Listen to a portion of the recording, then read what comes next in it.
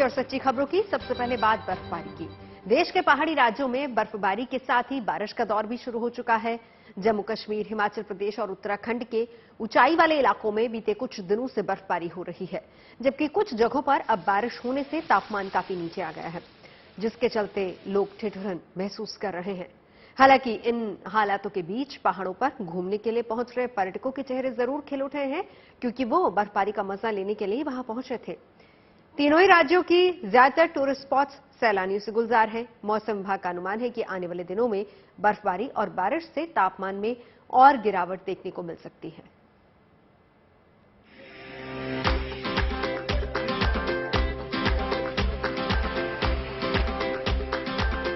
पहाड़ी राज्यों में हो रही इस बर्फबारी से चारों ओर सिर्फ और सिर्फ खूबसूरती ही फैली है। तस्वीरें जम्मू कश्मीर, हिमाचल प्रदेश और उत्तराखंड की हैं, जहां बर्फबारी का दौर थम नहीं रहा।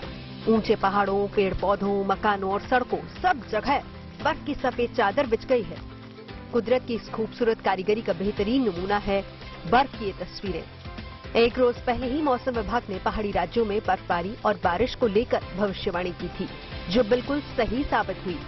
चाहे जम्मू कश्मीर हो, हिमाचल प्रदेश या फिर उत्तराखंड, तीनों ही जगहों पर ऊंचाई वाले इलाकों में बर्फबारी देखने को मिली है।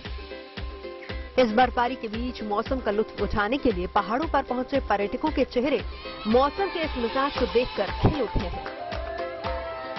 मेरा बहुत सुंदर एक्सपीरियंस है। मैं पहली बार शिमला आया हूँ। पहले भी मैं दार्जिलिंग गया हूँ, गैंगटॉक गया हूँ, लेकिन यहाँ का एक्सपीरियंस बहुत ही अच्छा लग रहा है मुझे। ठंड बहुत ही है। हम आए थे कि ठंड देखेंगे, मजा लेंगे। यहाँ पे थोड़ा मेरे फ्रेंड्स आए थे असम से, तो मैंने कहा कि चलो शिमला घूम के आते हैं। ये कह रहे थे हम कभी शिमला नहीं गए। मैंने कहा बहुत अच्छी जगह है, हिल स्टेशन है। अगर तुम्हारा लकी चांस रहा तो मे बी तुम्हें स्नोफॉल भी मिल जाए as compare to like weather condition है। ठंड हो गई है और पहाड़ों में आपको पता है जैसे अब स्नोफॉल स्टार्ट हो गई है गिरनी।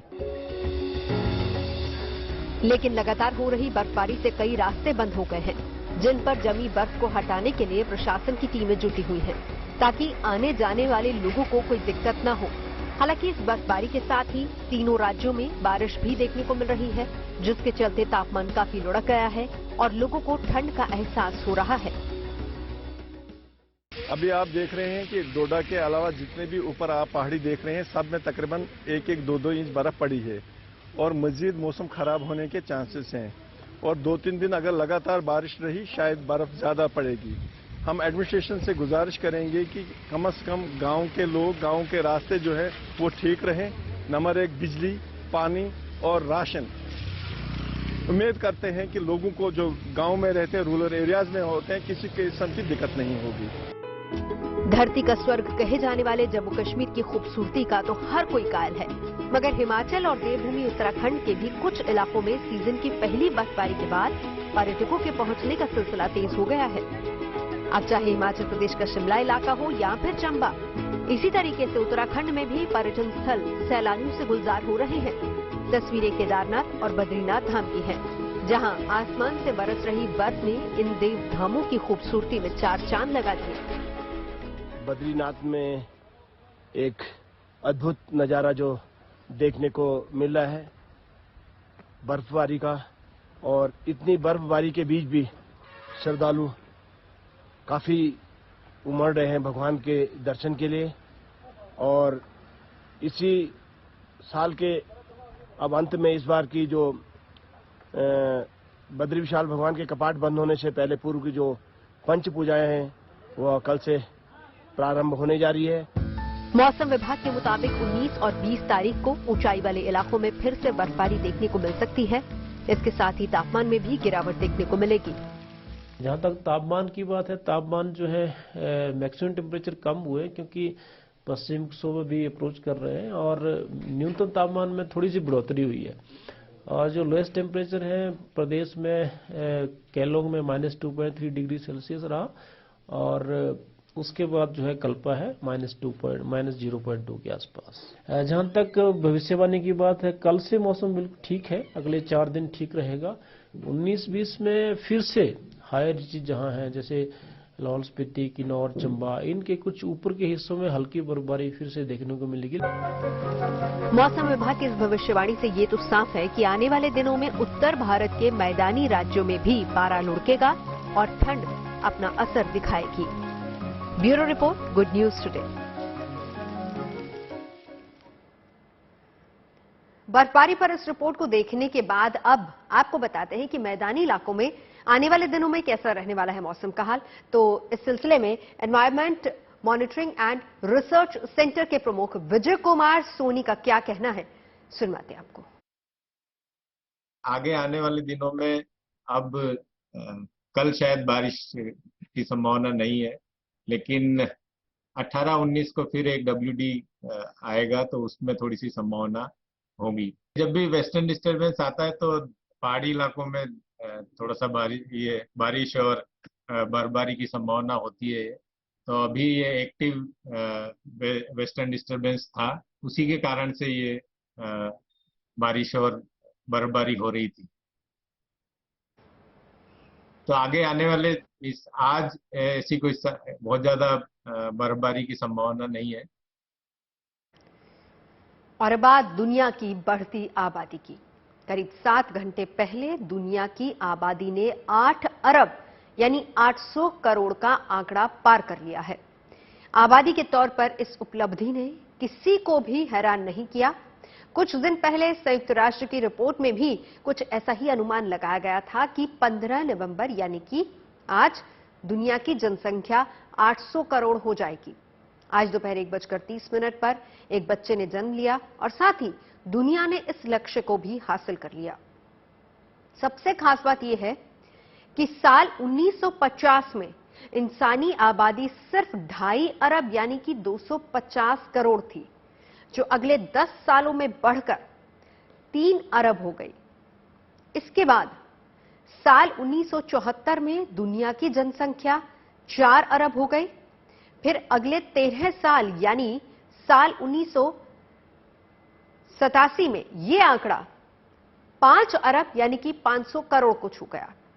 हालांकि अगला 1 अरब यानी कि 600 करोड़ का आंकड़ा हासिल करने में 12 साल ही लगे। फिर 2011 में दुनिया की आबादी 7 अरब हो गई और अब यह आंकड़ा 11 सालों में 8 अरब के पार पहुंच गया है। यानी 72 साल पहले साल 1950 में दुनिया की आबादी का जो 250 करोड़ आंकड़ा था, 7 दशक में वो बढ़कर 800 करोड़ के पार चला गया। यूएन के अनुमान के मुताबिक 2030 तक दुनिया की आबादी 850 करोड़ तक भी पहुंच सकती है। यही नहीं, साल 2086 ऐसा वर्ष होगा जब इस दुनिया में इंसानों की आबादी 1060 करोड़ हो जाएगी।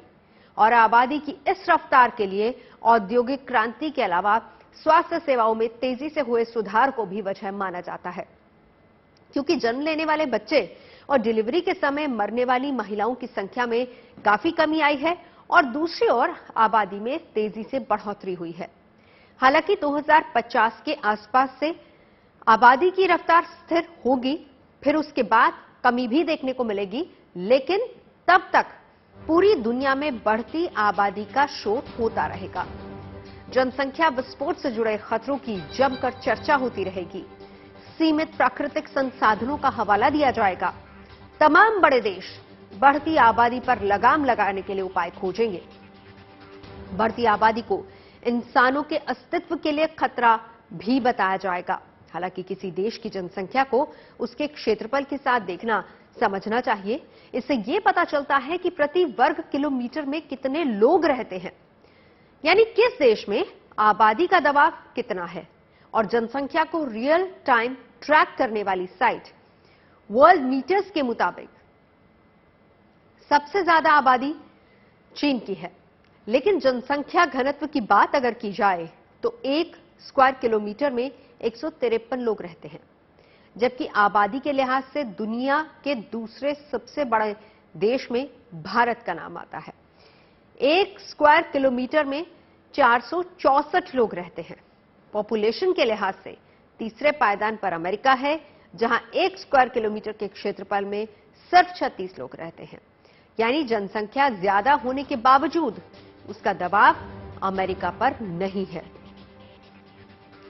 जनसंख्या के लिहाज से चौथे नंबर पर मौजूद है इंडोनेशिया, जहां पर जनसंख्या घनत्व 151 है, यानी कि प्रति 1 स्क्वायर किलोमीटर के क्षेत्रफल में 151 लोग रहते हैं। पाकिस्तान की बात करें तो वहां की जनसंख्या घनत्व 287 है। दुनिया में कई बड़े देश हैं जहां जनसंख्या ज्यादा है, लेकिन उनका क्षेत्रफल भी ज्यादा है और इसीलिए संसाधनों को लेकर दबाव कम है। मसलन रूस, जहां जनसंख्या घनत्व 9 है, या फिर ब्राजील, जहां प्रति वर्ग किलोमीटर में सिर्फ 25 लोग ही रहते हैं। इसीलिए वहां बढ़ती जनसंख्या को लेकर हाय तौबा नहीं है। लेकिन अगर पूरी दुनिया के संदर्भ में देखा जाए तो बढ़ती आबादी चिंता जरूर पैदा करती है, जिसके लिए 18वीं से 20वीं शताब्दी तक रही अधिक जन्म दर, बढ़ती लाइफ एक्सपेक्टेंसी, मृत्यु दर में लगातार कमी, कॉन्ट्रासेप्शन को लेकर महिलाओं में जानकारी का अभाव, शिशु मृत्यु दर में भारी गिरावट को जिम्मेदार ठहराया गया है। यूएन की गणना के मुताबिक 2023 में भारत के नाम एक और उपलब्धि हो जाएगी और चीन को पीछे छोड़ते हुए हमारा देश दुनिया में सबसे ज्यादा आबादी वाला देश बन जाएगा। अभी चीन की आबादी 144 करोड़ है, भारत की आबादी 139 करोड़, जिसकी वजह से दोनों ही राष्ट्र दुनिया के दो सबसे अधिक आबादी वाले देश हैं। भारत एक साल के अंदर चीन से आगे निकल जाएगा, जिसको पॉपुलेशन फाउंडेशन ऑफ इंडिया के हेड आलोक वाजपेयी जनसंख्या विस्फोट से जोड़कर नहीं देख रहे।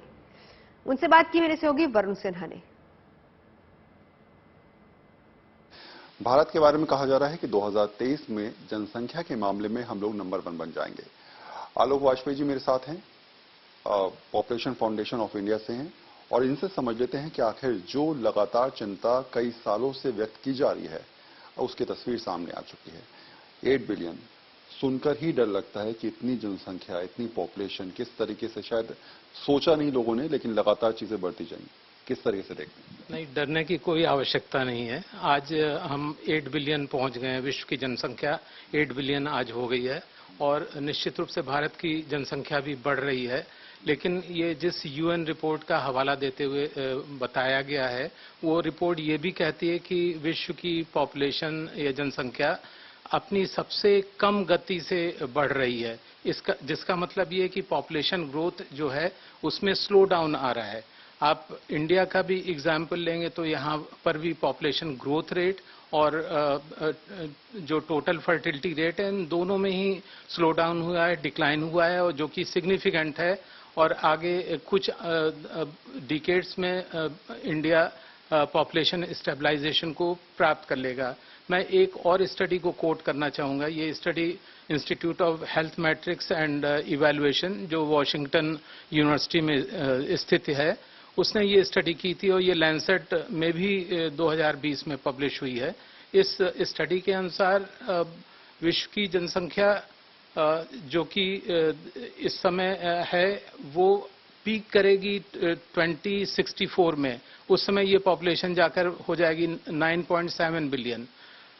उसके बाद इसमें कमी आना शुरू होगा और 2100 में ये जाकर 8.7 बिलियन रह जाएगी। इसी तरह से भारत की भी जनसंख्या पीक करेगी 2048 में, जब ये 1.6 बिलियन होगी। उसके बाद निरंतर कमी आएगी इसमें और 2100 में ये 1.1 बिलियन रह जाएगी। आज हम प्रोजेक्शन है कि हमारी आज जनसंख्या 1.37 बिलियन है। जनसंख्या पर संयुक्त राष्ट्र की आज की रिपोर्ट में साफ कहा गया है कि 2050 तक आबादी में से आधे से ज्यादा हिस्सा केवल 8 देशों में होगा, जिनमें भारत समेत पाकिस्तान, फिलीपींस, मिस्र, कांगो, नाइजीरिया, तंजानिया और इथियोपिया शामिल हैं। लेकिन यूएन ने 61 ऐसे देशों का अनुमान भी लगाया है जिनकी आबादी 2022 से 2050 के बीच घट जाएगी। इनमें सबसे ज्यादा देश यूरोप के होंगे, यानी कुछ देशों के लिए ये आंकड़े चिंता जताने वाले भी हैं, तो कुछ देशों के लिए चुनौतियां लेकर आए हैं।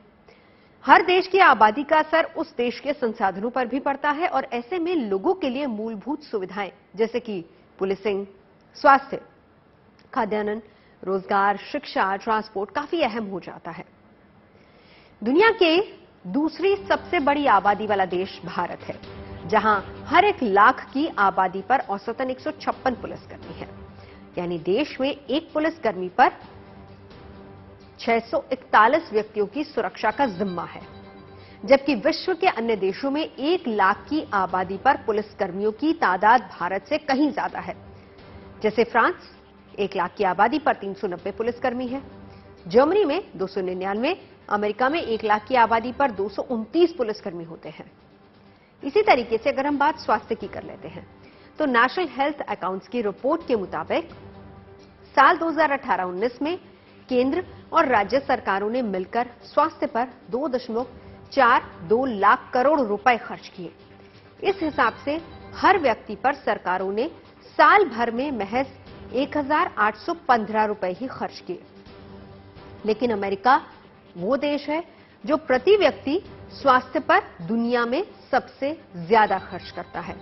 Organisation for economic cooperation and development के मुताबिक 2018 में अमेरिका ने $9,008 प्रति व्यक्ति के हिसाब से राशि खर्च की है, यानी भारतीय रुपयों के हिसाब से करीब 7.25 लाख रुपए।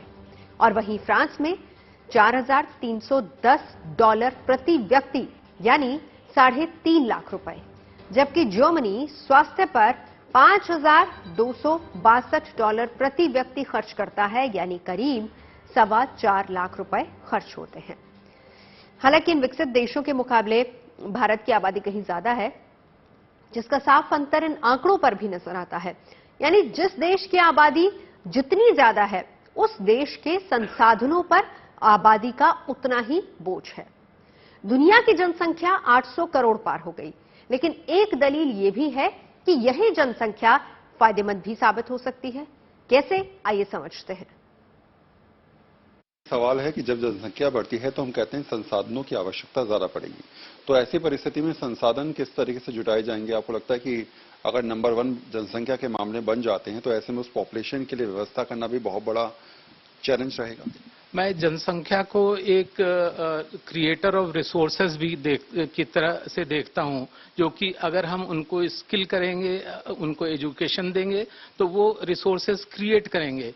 दूसरी बात मैं ये कहना चाहूंगा, रिसोर्सेज जो है हमारे, उनका इक्वल डिस्ट्रीब्यूशन होना चाहिए, चाहे वो प्रोडक्शन हो चाहे वो कंजम्पशन हो, दोनों में इक्विटी होनी चाहिए। अगर आप देखेंगे, आंकड़ों को उठाकर देखेंगे तो आपको पता लगेगा कि जो विश्व के बहुत छोटी सी 10% जो रिचेस्ट लोग हैं, वो सबसे अधिक यूज कर रहे हैं रिसोर्सेज का, और सबसे ज्यादा कार्बन जो ग्रीन हाउस एमिशंस हैं उनको प्रोड्यूस कर रहे हैं। तो इसमें जरूरत है कि ये जो अनसस्टेनेबल पैटर्न्स हैं प्रोडक्शन के और कंजम्पशन के, इनको रोका जाए। और इसमें जो जिनके पास नहीं है, जैसे पुअर हैं, मार्जिनलाइज्ड हैं, उनके पास रिसोर्सेज नहीं है, तो उनके सरकार को ये सुनिश्चित करना चाहिए थ्रू गुड गवर्नेंस और प्लानिंग के द्वारा कि उनको ये रिसोर्सेज प्राप्त हों। अभी विश्व की सबसे अधिक आबादी वाला देश चीन इन दिनों धीरे धीरे अपनी जनसंख्या के घटने से चिंता में भी आ गया है, और यही वजह है कि इसे ठीक करने के लिए चीन ने एक नया जनसंख्या परिवार नियोजन कानून जारी किया है, जो चीनी जोड़ों को 3 बच्चे पैदा करने की अनुमति देता है। उधर जापान जनसंख्या के हिसाब से दुनिया का सबसे बुजुर्ग देश है, और 100 साल से ज्यादा उम्र के लोगों की दर भी सबसे ज्यादा जापान में ही है। इसी कारण जापान में काम करने की क्षमता रखने वालों की संख्या में लगातार कमी होती जा रही है, और हालात के और ज्यादा खराब होने की आशंका जताई जा रही है। सरकारी अनुमान के मुताबिक साल 2040 तक जापान में बुजुर्गों की आबादी 35% से ज्यादा हो जाएगी। जापान में प्रजनन दर 1.4% है, यानी जापान में एक महिला औसतन 1.4 बच्चे को जन्म देती है, जिसका सीधा मतलब ये हुआ कि काम करने योग्य लोगों की संख्या लगातार घटती जा रही है।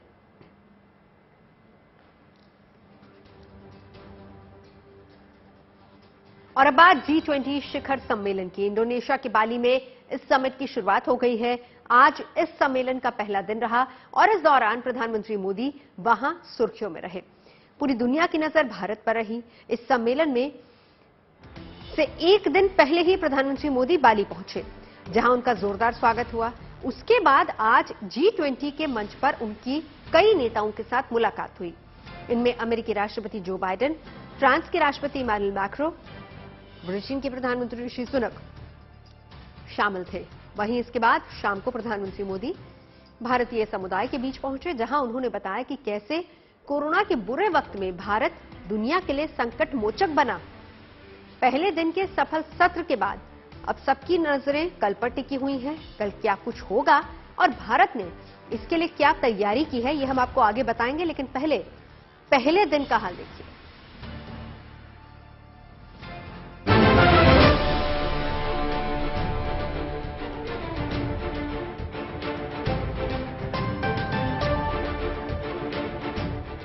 G20 में भारत का दबदबा।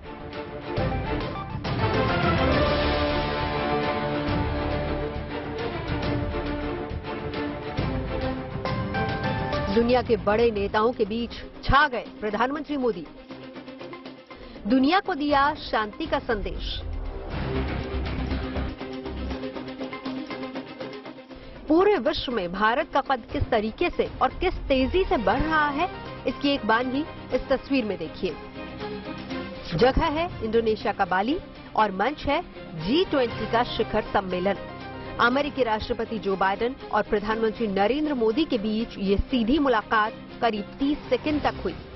इन 30 सेकंड में क्या क्या हुआ वो आपको बताते हैं और दिखाते हैं। सबसे पहले दोनों नेताओं की आपस में नजरें मिली। इसके बाद जो बाइडेन मंच पर प्रधानमंत्री मोदी की ओर बढ़े। इस दौरान बाइडेन ने चलते चलते ही काफी पहले अपना हाथ उठा दिया ताकि वो अपना हाथ प्रधानमंत्री से मिला सके। इसके बाद पीएम पलटे और फिर जैसे ही बाइडेन उनके पास पहुंचे, दोनों नेताओं ने एक दूसरे से गर्मजोशी से हाथ मिलाया। फिर प्रधानमंत्री मोदी ने अमेरिकी राष्ट्रपति को गले लगाया। इस दौरान दोनों ने आपस में कुछ देर तक बातचीत भी की। इस मुलाकात के अलावा भी वहां अलग अलग मौकों पर प्रधानमंत्री और जो बाइडेन मिले, जिनमें भारत और प्रधानमंत्री मोदी के बढ़ते कद की झलक साफ नजर आई। देखिए, गर्मजोशी आपने बिल्कुल ठीक कहा है। ये आप देख भी सकते हैं खुद तस्वीरों में, और मैं ये भी कहूँगा कि एक दोस्ती भी है राष्ट्रपति बाइडेन और मोदी जी के बीच, जो कि दिखाई भी देती है। प्रधानमंत्री मोदी G20 के मंच पर फ्रांस के राष्ट्रपति इमैनुअल मैक्रों से भी मिले। साथ ही उन्होंने ब्रिटेन के नए प्रधानमंत्री ऋषि सुनक से भी मुलाकात की। ऋषि सुनक के प्रधानमंत्री बनने के बाद उनकी प्रधानमंत्री मोदी से ये पहली मुलाकात रही। इस मुलाकात की इस तस्वीर से आपको भारतीयता का एहसास भी होगा। मेरे ख्याल ऋषि सुनक जो है वो ब्रिटेन के प्रधानमंत्री हैं, मोदी जी जो है वो भारत के प्रधानमंत्री हैं। दो प्रधानमंत्री अपने अपने देशों का प्रतिनिधित्व कर रहे हैं और अपने अपने देशों के हित को आगे लेकर के चल रहे हैं। अब वो जो बातचीत हुई होगी, अब मुझे नहीं पता कितनी देर चली है वो बातचीत और उसमें क्या बातचीत हुई है, लेकिन भारत और ब्रिटेन के बीच में कई मुद्दे हैं। खासतौर पर जो व्यापार का मुद्दा है, जो व्यापार की डील होनी है, वो अटका हुआ है। शायद हो सकता है कि उस पर कुछ एक्सचेंजेस हुए हैं दोनों के बीच में, लेकिन ये कोई एज सच बायलैटरल मीटिंग नहीं थी। एक लिहाज से जिसको कूटनीति की भाषा में कहा जाता है पुल असाइड था, और पुल असाइड में कुछ छोटी मोटी एक्सचेंज हुआ होगा। इन मुलाकातों के बीच प्रधानमंत्री मोदी ने G20 के मंच से यूक्रेन युद्ध का जिक्र भी किया, लेकिन शांति का भी संदेश दिया। उन्होंने कहा कि ये समय की मांग है कि हम विश्व में शांति, सद्भाव और सुरक्षा सुनिश्चित करने के लिए ठोस और सामूहिक संकल्प लें। इसके अलावा प्रधानमंत्री ने वहां खाद्य और ऊर्जा सुरक्षा पर भी चिंता जताई। प्रधानमंत्री ने ये भी कहा कि कई मामलों में UN जैसी संस्थाएं नाकाम रही हैं। G20 के मंच पर अलग अलग सत्र में हिस्सा लेने के बाद प्रधानमंत्री शाम में भारतीय समुदाय के बीच पहुंचे, जहां वो अलग अंदाज में नजर आए।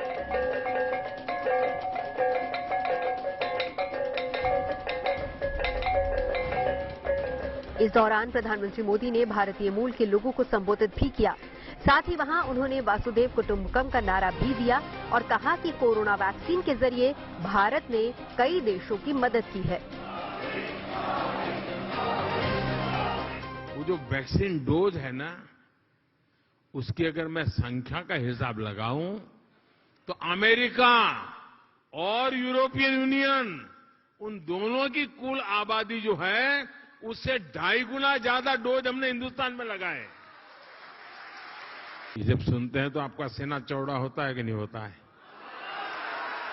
आपको गर्व होता है कि नहीं होता है? आपका माथा ऊंचा होता है कि नहीं होता है? और इसलिए मैं कहता हूं कि भारत बदला है। इसके अलावा पीएम ने अपने भाषण में पर्यावरण बचाने पर भी जोर दिया। साथ ही कहा कि मौजूदा समय में कई मुद्दों पर दुनिया को भारत से कई अपेक्षाएं हैं। आज भारत बड़े लक्ष्य तय कर रहा है और उन्हें प्राप्त करने के लिए भी पूरी मेहनत कर रहा है। संकल्प से सिद्धि का यही मंत्र आज 21वीं सदी के नए भारत की प्रेरणा बना हुआ है। वहीं प्रधानमंत्री ने गर्व जताया कि भारत के टैलेंट, टेक्नोलॉजी, इनोवेशन और इंडस्ट्री ने दुनिया में अलग पहचान बनाई है। फिलहाल अभी प्रधानमंत्री मोदी के दौरे का सिर्फ एक ही दिन पूरा हुआ है। अब दूसरे दिन भी वो हिंदुस्तान का गौरव बढ़ाने को तैयार है। यानी अभी तक जो हुआ वो तो बस वानगी भर है। Bureau report, good news today. तो प्रधानमंत्री मोदी का ये दौरा 3 दिनों का है। G20 एक बड़ा मंच है। अमेरिका, ब्रिटेन और चीन समेत दुनिया की बड़ी अर्थव्यवस्थाएं इसका हिस्सा है। ऐसे में ये सम्मेलन भारत के लिए कई मायनों में खास है। इसमें प्रधानमंत्री मोदी दुनिया को एक नई दिशा देने की कोशिश में जुटे हैं। उन्होंने पहले दिन भी वासुदेव कुटुंबकम पर जोर दिया, यानी भारत दुनिया को एक परिवार की तरह देखता है, उसके लिए हर समय खड़ा है। ठीक वैसे ही जैसे कोरोना के दौरान भारत ने कई देशों को वैक्सीन दी थी। अब प्रधानमंत्री नरेंद्र मोदी की कल फ्रांस और ब्रिटेन समेत दुनिया के कई नेताओं के साथ द्विपक्षीय बैठक भी होनी है। इन बैठकों में प्रधानमंत्री मोदी से दुनिया के कई देशों को उम्मीदें होंगी। वहीं आपको ये भी बता दें कि भारत को इसी समिट के दौरान G20 का अगला अध्यक्ष भी बनाया जाएगा। कल इंडोनेशिया के राष्ट्रपति जोको विडोडो औपचारिक तौर पर भारत से G20 की अध्यक्षता संभालने की गुजारिश करेंगे और इस बार इसकी मेजबानी इंडोनेशिया के पास है, इसीलिए वो इसका अध्यक्ष है। ऐसे में यह समिट अभी इंडोनेशिया के बाली में हो रहा है। इस सम्मेलन के बाद 1 दिसंबर से भारत औपचारिक तौर पर इसका अध्यक्ष बन जाएगा। अगले साल नई दिल्ली में भारत इसकी मेजबानी करेगा, जहां फिर अमेरिका और ब्रिटेन समेत ये बड़े देश जुटेंगे। मेजबान देश ये खाका भी तैयार करता है कि उसकी मेजबानी में जो सम्मेलन हो रहा है उसमें किस मुद्दे पर खास तौर पर बात की जानी है। इस लिहाज से भारत अगले साल होने वाले इस सम्मेलन का एजेंडा तैयार करेगा। भारत को इसकी मेजबानी मिलने के साथ ही इसकी बैठकों का दौर भी शुरू हो जाएगा। अगले महीने भारत इसी से जुड़ी 2 बैठकें करेगा। ये बैठक 4 और 7 दिसंबर, 12 और 15 दिसंबर के बीच होनी है। यानी अगले साल भारत दुनिया की दिशा तय करने में अहम भूमिका निभाएगा। वो भी तब जब अमेरिका जैसे देश में मंदी की आशंकाएं जताई जा रही हैं। भारत की इस दौरान काफी अहम भूमिका रहेगी। वैसे भी कोरोना संकट से निकलने में भारत संकट मोचक रहा है। हालांकि अब आगे राह आसान नहीं है, लेकिन भारत की कोशिश यही रहेगी कि अपने लिए अच्छे मौके तलाशे, अपने देश की इंडस्ट्री मजबूत हो, साथ ही दुनिया के दूसरे देशों को भी रास्ता दिखाया जा सके। भारत 2023 में G20 की प्रेसिडेंसी को अज्यूम करने वाला है। दिसंबर से शुरू होगा। कल प्रेसिडेंट जोकोवी अपना इंडोनेशियन प्रेसिडेंसी हैंडओवर करेंगे इंडिया को, और इंडिया की प्रेसिडेंसी शुरू होगी दिसंबर 1 से 2023 के लिए। उसमें भारत न केवल इकोनॉमिक रिकवरी यानी कि हार्डकोर बिजनेस और इन्वेस्टमेंट्स की बात करेगा, भारत ये भी कहेगा, प्रधानमंत्री नरेंद्र मोदी ये भी कहेंगे कि जब आप इकोनॉमिक रिकवरी की बात करते हैं आप उसमें इक्वालिटी लाए, हर देश को साथ लेकर चले और एनवायरनमेंट और क्लाइमेट चेंज की जो मुद्दे हैं उनको फैक्टर इन करें जब भी आप डिसीजंस लेते हैं इकोनॉमी को लेकर। तो इन सब चीजों पर बातचीत होगी और भारत अपना 2023 यानी कि 2023 का एजेंडा आगे रखने वाला है। चाहे वो इकोनॉमी हो, ट्रेड हो, इन्वेस्टमेंट हो, कोविड-19 के चलते हर देश में आज एक इकोनॉमिक अस्थिरता है, इंस्टेबिलिटी है। उस इंस्टेबिलिटी से रिकवर करने के लिए ट्रेड, इन्वेस्टमेंट वापस से और मैन्युफैक्चरिंग वापस से उसी तरीके से चलने की जरूरत है जैसे प्लान कर रहा था भारत। तो भारत चाहेगा कि ये जो G20 नेशंस हैं और वेस्ट है वो भारत की तरफ देखे मैन्युफैक्चरिंग और इन्वेस्टमेंट्स को लेकर।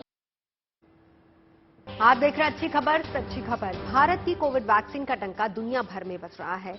दिल्ली से लेकर लंदन तक भारत की वैक्सीन की तारीफ हो रही है। दिल्ली के साइंस म्यूजियम में भारत की इसी कोविड वैक्सीन की गाथा को दीवारों पर दर्शाया गया है और इस एग्जीबिशन का केंद्रीय संस्कृति राज्य मंत्री अर्जुन राम मेघवाल ने उद्घाटन किया और इसमें भारत वैक्सीनेशन यात्रा को दिखाया गया है। भारत की फतेह को लंदन में भी दर्शाया जाएगा।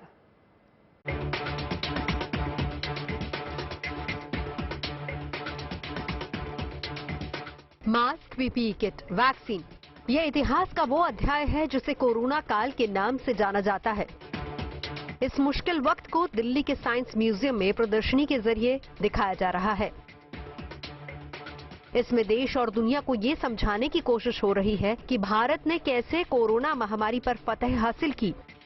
एक एक तारीख और एक एक उपलब्धि का यहाँ पर जिक्र किया गया है। कोविड के दौर में जो हालात बने हर कोई जानता है और शायद उस हालात उस परिस्थितियों को हर किसी ने देखा। ऐसे में एक जर्नी किस तरीके से इंडिया ने तय करी, कैसे वैक्सीन को डेवलप किया और उसी तरीके से दूसरे देशों में वैक्सीन को सप्लाई किया गया, वहां पर किस तरीके से मदद की गई, यहाँ एक एग्जीबिशन के तौर पर समझाया गया है। हिंदुस्तान ने पूरी आबादी को कोरोना वायरस के खिलाफ सुरक्षा कवच देने का संकल्प लिया और 17 जुलाई 2022 को देश ने इतिहास रचा। भारत ने वैक्सीनेशन के मामले में वो कर दिखाया जो बड़े बड़े देश तक नहीं कर सके और 17 जुलाई 2022 को देश ने टीकाकरण में रिकॉर्ड 200 करोड़ का आंकड़ा पार कर दिया। 200 करोड़ के आंकड़े तक पहुंचने में देश को कुल 18 महीने का वक्त लगा, जबकि पिछले साल 21 अक्टूबर को भारत ने 100 करोड़ कोविड वैक्सीन लगाने का रिकॉर्ड बनाया था। भारत में 16 जनवरी 2021 से अपने राष्ट्रीय कोविड टीकाकरण महाअभियान की शुरुआत की थी। वैक्सीनेशन का यह आंकड़ा 219 करोड़ को पार कर चुका है।